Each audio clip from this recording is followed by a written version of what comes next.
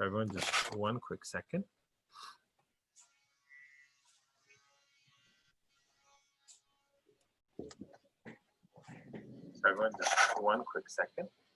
Okay. So this story is called The Losing of the King's Daughter. Okay. So this story is called The Losing of the King's Daughter. Okay. I think I fixed that. Sorry about that. The Losing of the King's Daughter. Whew, I'm very excited. We've worked hard to get to this point.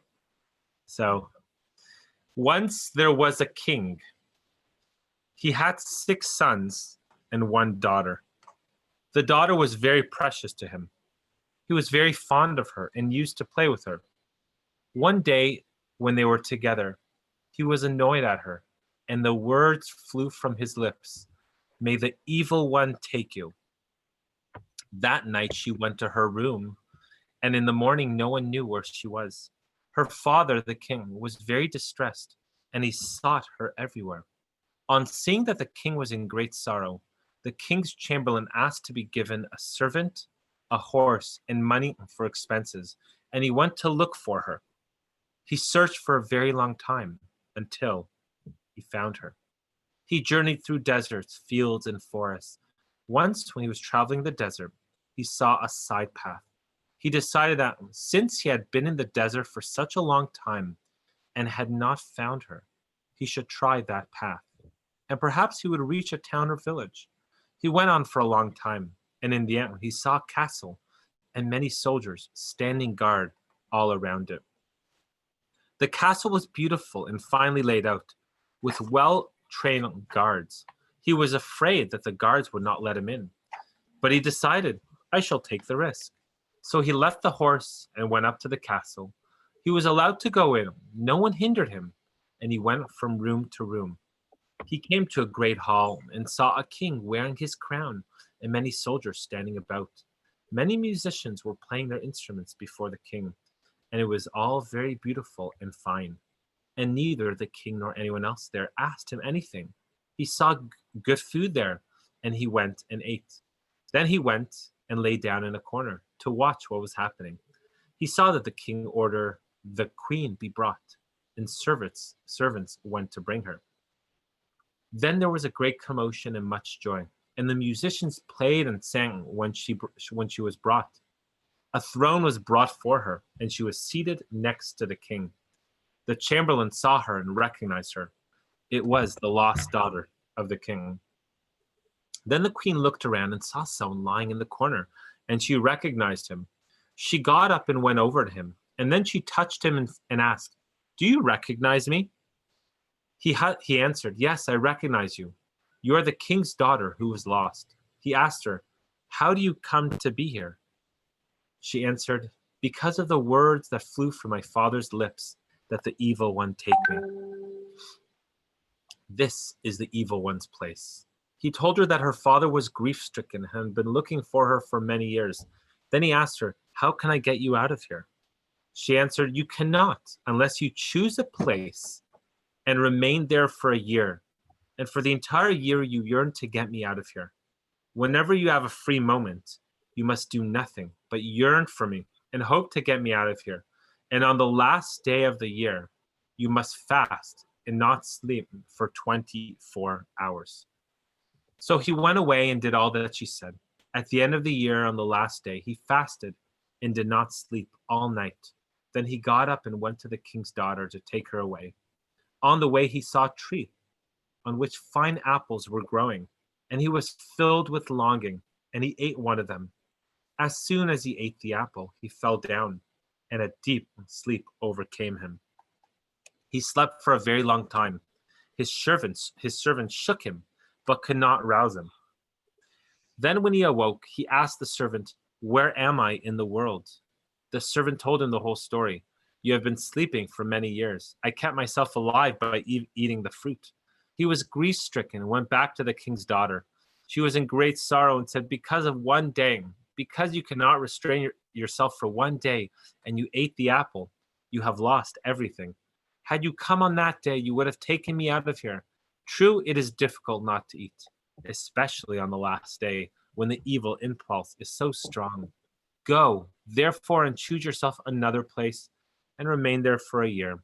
On the last day you may eat, but you must not slumber, and you must drink no wine, lest you fall asleep. The main thing is sleep. He went away and did what she said. On the last day, he returned to her. On the way, he saw a flowing spring. It was red, and its smell was the smell of wine. He said to his servant, "Look, there is a spring, and water should be flowing from it, but it is red, and its smell is the smell of wine." And he went and tasted a little of the spring, and immediately he fell down and slept for 70 years. Wow. Yeah. While he was sleeping, many soldiers marched past, and their baggage trains went after them. The servant hid himself from the soldiers. Then a carriage went past, and the king's daughter was in it. She stepped down and sat next to the chamberlain. She recognized him and tried to arouse him, but he did not wake up. She then began to complain that after all the troubles and tribulations, after all the years that he had spent trying to get her away, because of one day on which you might have succeeded, you have lost everything.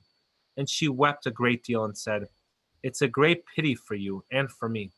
I have been here for such a long time, and I cannot get away." Then she took a kerchief from her head, and she wrote on it with her tears and left it by his side. And she rose and seated herself in the carriage and drove away. When he woke up, he asked the servant, "Where am I in the world?" The servant told him the whole story. How many soldiers had marched past, and then a carriage had gone by, and the king's daughter had stepped down and had wept over him, and that she had said that it was a great pity for both of them. He looked about him and saw the kerchief lying nearby. He asked, "Where's this from?" The servant answered, "She left it here and wrote on it with her tears." So he took the kerchief and raised it to the sun, and he began to see letters. And then he read what was written about her complaints and her weeping, and that she was no longer in the same castle, and he should search for a golden mountain on which stood a castle of pearl, and there you will find me. He left the servant and went off by himself to search for her. He searched for several years. Then he thought, in places where men dwell, one cannot find a golden mountain on which stands a castle of pearl, for he knew geography. So I shall go into the desert and seek her there. He went to the desert for many, many years. Then he saw a huge man, a giant, of a size that was not human, who was carrying a huge tree, of a size that one does not see where men live. And the giant asked him, "Who are you?" He answered, "I am a human being." The giant was astonished and said, "I have been here in the desert for such a long time, and I have never yet seen a human being here." The chamberlain told him the story of what had happened and how he was searching for a golden mountain on which stood a castle of pearl. The giant answered, "There can be no such thing. It cannot be. People have been telling you stupid tales." But the chamberlain insisted, "It must exist somewhere." Then the giant said, "In my opinion, it is all nonsense. But since you insist, I shall help you. I am in charge of all the beasts. For your sake, I shall summon them all here. They run all over the world, and perhaps one of them knows about your mountain and castle." So he summoned all the beasts, large and small, and questioned them. They all answered that they had not seen the mountain. He said, "You see, you have been told stupid tales. If you listen to me, you will turn back, because what you are seeking does not exist." But the chamberlain insisted, "I know that it must exist." Then the giant said, "I have a brother in the desert. He's in charge of all the birds. Perhaps they know. Perhaps they fly high in the air. Maybe they have seen the mountain and the castle. Go to him and tell him that I sent you." And the chamberlain went to search for him. After many years, he met a huge man, a giant who was also carrying a huge tree, and who also questioned him as the first one had. And the chamberlain told him the whole story, and that the giant's brother had sent him. And this giant too said that no such thing existed. But the chamberlain insisted, and that it must exist somewhere. Then the giant said, "I am in charge of all the birds, large and small. I shall summon them. Perhaps they will know." So he summoned all the birds, large and small, and questioned them. They all answered that they did not know of the mountains and the castle. He said, You see, no such thing exists. If you listen to me, you will turn back because what you are seeking does not exist. But the chamberlain persisted and said, it certainly does exist, somewhere in the world. The giant said, farther on in this desert is my brother. He's in charge of the winds. Since they blow over the whole world, perhaps they will know. And the chamberlain went on and searched for many years, and then he found another giant who was also carrying a huge tree. The chamberlain told him also the story of what had happened. And this giant also tried to discourage him, telling him that no such thing existed. But the chamberlain persisted. So the giant said, for your sake, I shall summon all the winds and question them. So he summoned all the winds and asked them, and not one of them knew about the mountain and the castle. The giant said to the chamberlain, you see, you have been told stupid tales. Then the chamberlain began to weep and said, I know that it does exist somewhere in the world. Meanwhile, the giant saw that another wind had come. He was angry with it and said, why are you late? Did I not summon all the winds? Why didn't you come with them? The wind answered, I was delayed because I had to carry the daughter of a king to a golden mountain on which stands a castle of pearl. The chamberlain was filled with joy. The giant asked the wind, what precious things are in that place? The wind answered, everything there is precious. Then the giant said to the chamberlain, you have been searching for so long, and you have undergone many tribulations. Perhaps lack of money is troubling you. I shall give you a vessel. When you put your hand into it, you will take out money. And he ordered the wind to take him to the mountain of gold. So the storm wind came and carried him there and set him down by the gate of a city. Soldiers stood there and did not let him enter. So he put his hand in the vessel and took out money and bribed them, and he entered the city. It was a beautiful city, and he went to a rich man and arranged to board with him, for he would have to spend time there. He would need to use wisdom and knowledge to get the king's daughter out. And how he got her out of there, he did not relate. But in the end, he succeeded. So that's the story of the losing of the king's daughter. And I hope after everything we've read in this intro of Rosh Steinsaltz, the way it comes across makes a little bit more sense. So before we read the commentary, I have to tell you, I had a lot of trouble reading that, because typically when I read stories to my kids, I always want to talk to them as I'm reading the stories. I had to hold back and not to interrupt the flow of the story. So that's okay when we're learning things, maybe, but when you're reading a story, you want to hear the story.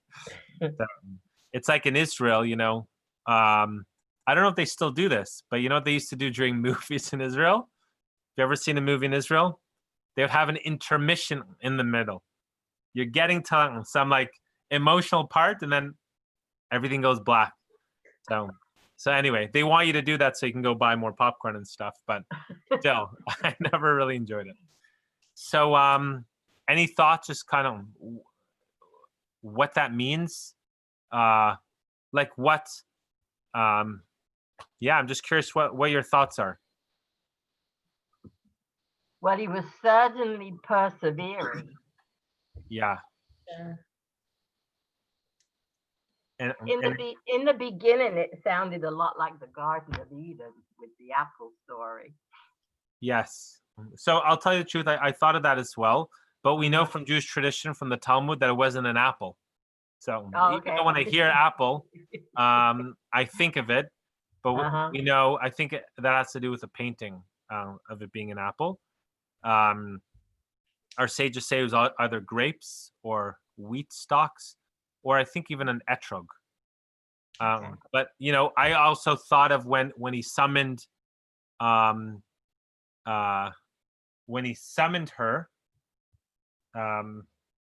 it made me think of the story of Esther. Right. Mm-hmm. Yeah. Okay, it's a little bit of a tragic story, So I felt it had some classic story tales of where they eating the apple and sleeping. That's Snow White, and then also with the giants. Yeah. And, there was just a lot of, you could tell it was a lot of different elements of classic. Yes. fables and Grimm's or whatever story tales. And I don't know if those tales were written at that time, but it just had a lot of that feeling. Yes. Well, it's very magical. It's almost like the laws of nature, the way things are, are suspended. So, in order to, if it comes to, it's almost like the imagination of a child, right? That like, there's a reality to, this is a giant and this thing is moving and that comes alive even more in the other stories as well. And he goes at great lengths to tell this long story, because it's not in the time that we took, but I'm saying in the years that it took him to get there, and then it just ends. It doesn't tell you how. Yes. What happened. Yes. It kind of leaves you suspended. So I think part of the story, and I'm sure he'll talk about it, and I don't fully understand this, but like the intro was talking about how we have a process of exile and redemption, and the Jewish people kind of see ourselves as in a state of exile, not fully kind of in the state of spiritual perfection that we imagine ourselves and the rest of the world to be. So maybe it's a mystery, because have many occasions in our liturgy where somebody wanted to reveal when the end of days would be. Most famous was Jacob wanted to reveal it to his children, and it was suspended from him. He couldn't do it. He wasn't allowed to. So it's almost like maybe Rabbi Nachman, the return of the king's daughter, which is the return of the divine presence of the Shekhinah. We're still in that process, so he can't reveal what it's supposed to look like. I will just say one beautiful idea of Rabbi Nachman, though. Rabbi Nachman really emphasized the simple Jew, like his great-grandfather, the Baal Shem Tov. And he said, the people who will be the ones to greet Mashiach will be the simple Jews who recite Tehillim with all their heart. And it's such a powerful thing. It's the simple, very, very much like I was speaking to somebody on 2 Shabbats ago, last Shabbat, about the sin of the spies. And it says, Shlach lecha anashim, send for yourself. So anashim could often be translated as men or women. But here it's like, send for yourself 12 men. So one of the commentaries says, the Kli Yakar says, well, specifically it was men. But if it was women, this wouldn't have happened. But as I was speaking to him, because they have more of a reverence for the land of Israel, they have more of a love for the land of Israel, so they would have denigrated it. They would not have done that. And they would have expressed a love for the land of Israel. But we also thought that these were people these were the greatest people. These were the leaders of the tribe. So maybe specifically because it wasn't the simple Jew, it's what happened. They were too complicated. They were too, the higher, the bigger you are, the harder you fall. So maybe specifically because it was anashim, people of stature, is why there was a demise here. So let's read the commentary of Rav Steinsaltz. And I'm sure a lot of it will ring true from what we saw in the intro. He'll relate it back. Okay. The basic narrative of this story is not original. Versions that are similar in both, you should know, Kurt Douglas, who began learning Torah later in his life, said that all good stories in Hollywood really come from some narrative in the Tanakh, in the Torah. So yeah. Okay. Versions that are similar in both general plot and particular details can be found in the Grimm brothers' tales and in Russian and Ukrainian folklore. Rabbi Nachman adopted this ancient folktale, made a number of relatively small changes, and created a religious allegory of deep human significance. So remember from the commentary, he was saying, oftentimes that's not to reduce its significance as Torah. You might be like, well, if it's borrowed from something, it just means it's just another version of the same story, and that's all it is. It's a story. But Rabbi Nachman, what he's doing, he's making it into Torah. So he said that sometimes you could have an idea that's unrefined, and comes in the person like the tzaddik, and he's able to kind of refine it and find the good of what's the essence of the truth there. Because often when somebody says something, it would be mixed with truth and falsehood, because that's just how it is. And you need somebody like a Rabbi Nachman to take a story and really extract, I guess the fruit from the peel, to use kind of a mystical type of allegory. Okay, so the transformation is so complete that in his introduction, Nachman could write, "I told this story on the way, and everyone who heard it had thoughts of repentance." So this is a story that is meant to get us to repent. I think maybe one way it does that is when you read about his failure on the day that you're like, oh my goodness, how you get so close, yet you're so far away. Those kind of feelings are meant to arouse in us to a desire to be like, we got to make sure we do our personal job properly, which is what repentance is. In Nachman's rendering, the search for the king's daughter is symbolic of the quest to redeem the Shekhinah, God's presence in the world, which is held captive by the forces of evil. The king's chamberlain is symbolic of the people of Israel, or more specifically, of its spiritual leaders. So the chamberlain symbolizes the leaders of the Jewish people and the people of Israel.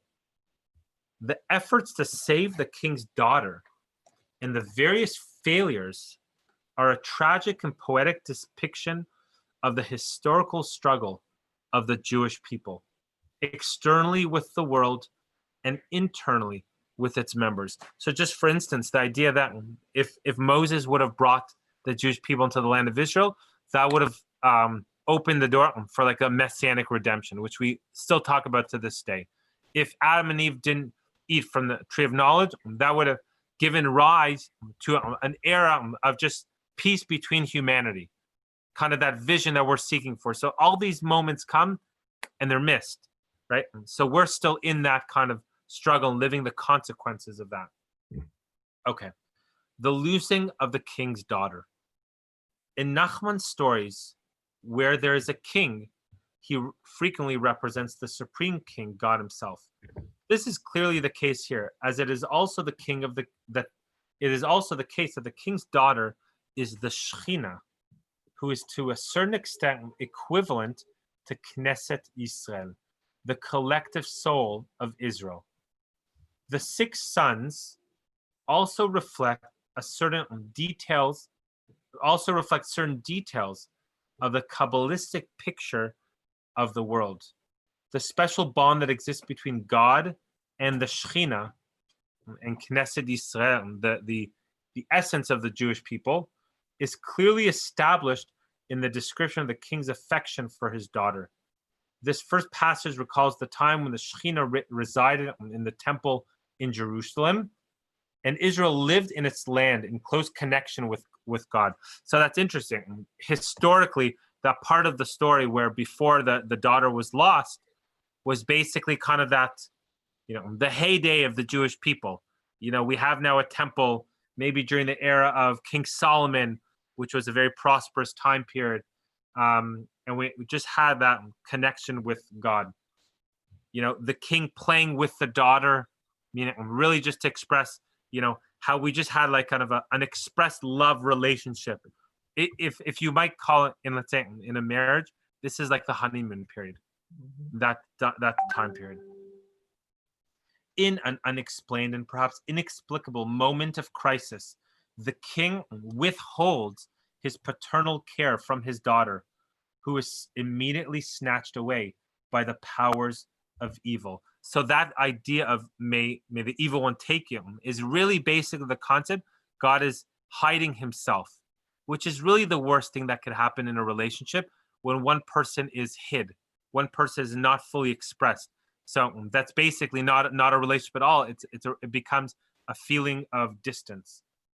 The king immediately regrets what he has done and seeks to reestablish the original bond. Such a situation was in fact depicted by the prophet. For a small moment have I forsaken thee, but with great compassion will I gather thee. So, okay. After the banishment of the Shekhinah, the Jewish people too must go into exile.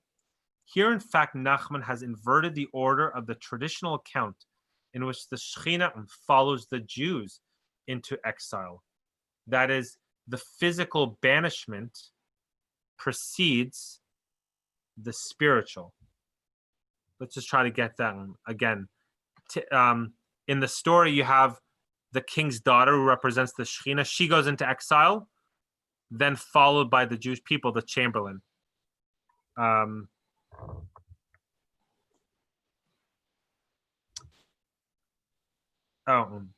traditionally, we say that it was the Jewish people went into exile, and then the Shekhinah went along with her, went along with the Jewish people. We read that actually on Rosh Hashanah in the Haftorah. It says that Rachel weeps as the exiles, the Jewish exiles, go. It says that Rachel weeps for her children because she's on the exit of Jerusalem as the Jews were exiled to Babylon. But basically, as the Jews were leaving Israel, were being exiled, the Shekhinah was accompanying them. As Nachman tells it, the chamberlain makes a voluntary decision to seek out the king's daughter. Two tasks lie before him as leader of the people: to help the Jews find their collective soul, and to reunite daughter and father. Okay. To attain these goals, he's willing to suffer all the tribulations of an almost endless quest. Right. So now he goes into what these quests were. So there are two tasks of the chamberlain: to reunite daughter and father, and to help the Jews find their collective soul. I think that is represented by the chamberlain, if I'm not mistaken. Quest number 1, stage 1.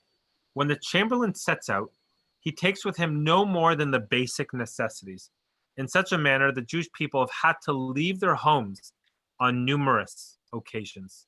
Nevertheless, he is accompanied by a servant, symbolic of the simple, innocent people of Israel, who seek redemption together with their spiritual leaders, and who frequently have an important role to play. And two of Nachman's stories included in this book, The Merchant and the Pauper, and also The Master of Prayer. The simple folk participate actively in the process, but here their role is secondary. Okay. After years of searching, the chamberlain finds the king's daughter in the middle of the desert, which is traditionally the abode of the powers of evil, and also paradoxically, where the divine revelation takes place and the Torah is given. So our tradition, I guess, sees the desert not being very pleasant for human to live there, as the abode of the powers of evil. That actually makes a lot of sense that we receive the Torah in the desert. Why? Because the purpose of the Torah is to turn the physical world into elevate the physical world, and where God seems to be hidden, to actually reveal that here too God exists. So to find the divine in everything and to elevate the spark of everything. So that's the whole idea of turning basically the evil of the desert into something good, which is really amazing how how in Israel we've been able to take a barren wasteland in the desert and make it into flourishing and prosperous haven of trees and growth in our time. Okay. The desert castle in which the daughters held is described as if it were a regal palace. According to the symbolism of the story, this reflects the Kabbalistic idea that the realm of evil resembles the actual world. Nevertheless, it is ultimately illusory. When the Chamberlain overcomes his fear of the apparently powerful guards, he can enter unhampered. Evil is a mere image of reality and has no power or even existence of its own. So this is a very, very profound thought. Let's read that line again. Evil is a mere image of reality and has no power or even existence of its own. So when we struggle with evil, we're actually really just struggling with ourselves. We're struggling with something that doesn't actually exist, at least in the way we understand it. When man is aware of the nature of evil, he can enter its stronghold unharmed. The Chamberlain penetrates the castle as an onlooker, as such, he sits in the corner. Wow. The festivities in the kingdom of evil will reach a climax when the queen, who is of course the king's daughter, is presented at court. Her regal status reflects the deeper level of significance of the exile of the Shekhinah. Not only is she separated from the divine, but she actually supports and sustains evil. The Shekhinah is, of course, not a willing partner, for she is a captive. The imagery used by the Kabbalah and Hasidim to describe the hold of the evil on the Shekhinah is frequently powerful and dramatic. I'm not 100% sure how that... So he's saying basically the Shekhinah is actually gives power to evil. The Shekhinah gives strength to evil. She's a captain of evil, essentially. Okay. Any thoughts how that might make sense? How something that is in essence good is held captive by negativity and actually gives it strength, gives it credibility. Well, from a Hasidic and Kabbalistic perspective, everything is created by Hashem. There's no separate evil. And so in that way, even though the Shekhinah is captured by the evil, it's almost like the Shekhinah has power in and of itself, and that power is just going to be used in whatever way it's being funneled, even against its will. It's yeah. So does that make sense? Yeah, an analogy might be, you might be in an environment, you have good intentions, but you might associate with something that is you would see as negative. But you might have to do it out of necessity, be in a certain relationship, or work with or for someone. And while you might be good, but they might not be. But the fact that you affiliate and associate or are in that relationship actually gives it fortitude and gives it existence. Okay. The Baal Shem Tov, Nachman's great-grandfather, once said that the battle against evil is decided when one realizes that evil too contains something of the divine. This profound and difficult Hasidic idea, which was frequently misunderstood, is central in this episode. The Chamberlain recognizes the king's daughter in the midst of corruption. And at that moment, the process of redemption is initiated. Wow, I never thought of it like that. It actually kind of makes the whole story not seem so tragic. Like she herself is part of the negative narrative of the king, But as soon as he realizes that she's part of that corruption, the process of redemption is initiated. The next stage is her recognizing him and providing him with detailed instruction on how he is to rescue her. He is to perform certain tasks. They're in fact spiritual exercises, penances, self-mortification, and incessant yearning. The Chamberlain's failure is almost inevitable. External forces can be overcome not by force, but only by recognizing the divine within it. That's very interesting. The first story, the first statement, and also the second one, he tried to do it by force. He tried to force himself. I won't fall asleep. I won't eat from that. It's forcing something.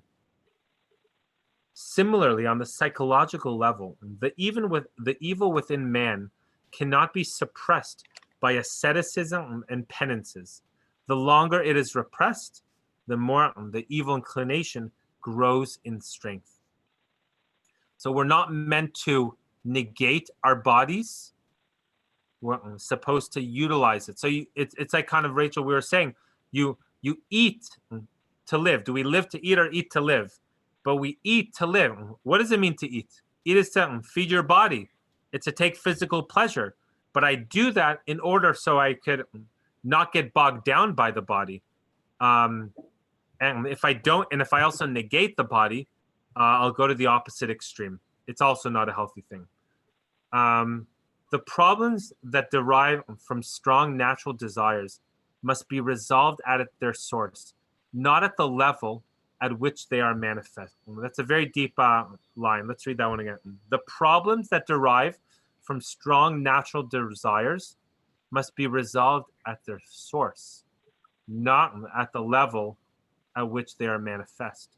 Though it is expressed in purely theological terms, this Hasidic idea is similar to modern psychological theories. The Chamberlain's failure is reminiscent of the biblical account of the fall of Adam, who ate the forbidden fruit. Here the sin is followed by deep sleep, a decline, a kind of spiritual death in which there is no awareness or knowledge of the world. The Talmud describes sleep as being 1/60th part of death. There's a surprising element here. The servant, who had no aspirations to achieve spiritual greatness, experiences no great fall and remains awake to look after the physical needs of the people. That's interesting. The simple one, the servant, remains awake and doesn't really fall in order to take care of the physical needs of the people. Okay, so I think what we'll do, we'll stop this part now. We'll read something. We'll learn something about the parsha.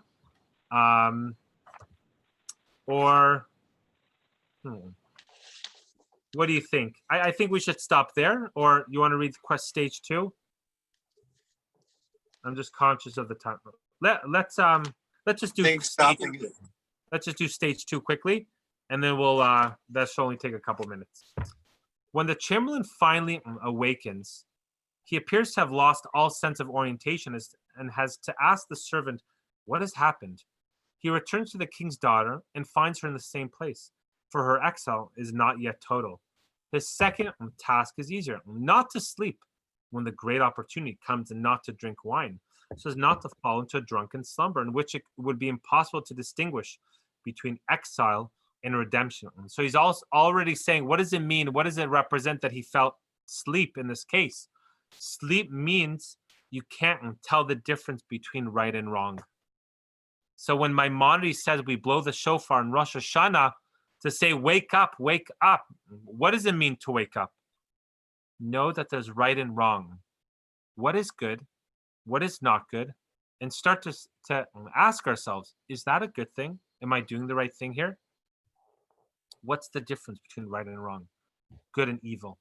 The task is easier, but the temptation, when it comes, is subtler, and the Chamberlain succumbs to a species of formalistic reasoning. The commandment he received was quite clear, but he manages to find a casuistic way to circumvent it. Once again, he falls into a deep sleep, this time for 70 years, the length of the Babylonian exile, during which it is written, we were as dreamers. Amazing. This drunken slumber is so deep that all memory of the redemption is lost. Indeed, not even the appeal of the king's daughter, the direct personal intervention of the Shekhinah, can arouse the Chamberlain from his spiritual coma. Wow. after the second failure, the situation of the king's daughter is drastically changed and becomes symbolic of the final exile of which we are still part of, when all hopes of immediate return are lost. She is banished to an inconceivably remote place.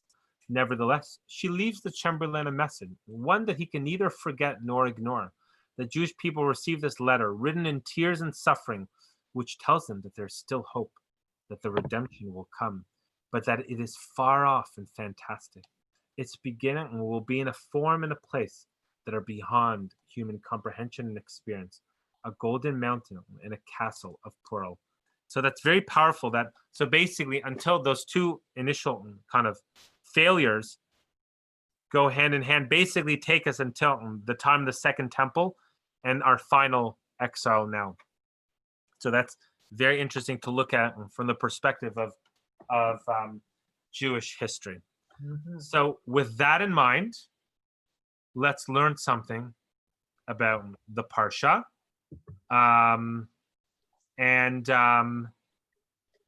So tonight at 8:30, we're going to be on again, learning it's the Yurtzeit, the day of passing of the Lubavitcher Rebbe. So we'll learn a little bit of his Torah. Maybe we'll sing one of his songs, and we will share some story of the Lubavitcher Rebbe. Okay. So we are on Parshat, it's called Korach.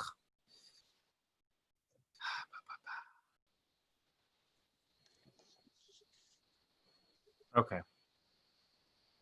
Oh, I like this one. Actually, you know what? I'll read it tonight. It has to do with the Rebbe. We'll say something about the Parsha. Okay.